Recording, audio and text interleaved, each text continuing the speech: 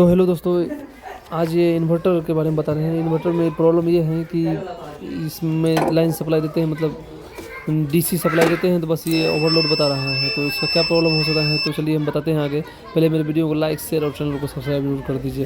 तो देखिए, हमने इन्वर्टर को खोल लिए हैं। इसका बॉडी पूरा खोलने के बाद इसमें देख सकते हैं जो इसका ट्रांसफार्मर वो जल चुका है। ये आपको अच्छे से दिख रहा होगा, जो ट्रांसफार्मर इसको जुड़ा हुआ है।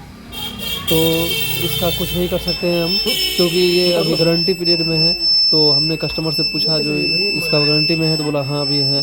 तो बोले कोई बात नहीं, इसको आप कॉल कीजिए सर्विस सेंटर में, ये आपके यहाँ पर सर्विसमैन भेजेगा और ये ठीक कर देगा फ्री में। तो उसने भी बोला ठीक है। तो फिलहाल हम इसको छोड़ के चले आए हैं। अब अगला क्या समस्या आता है अब देखा जाएगा। अभी तो इतना ही। थैंक यू दोस्तों आप सभी को।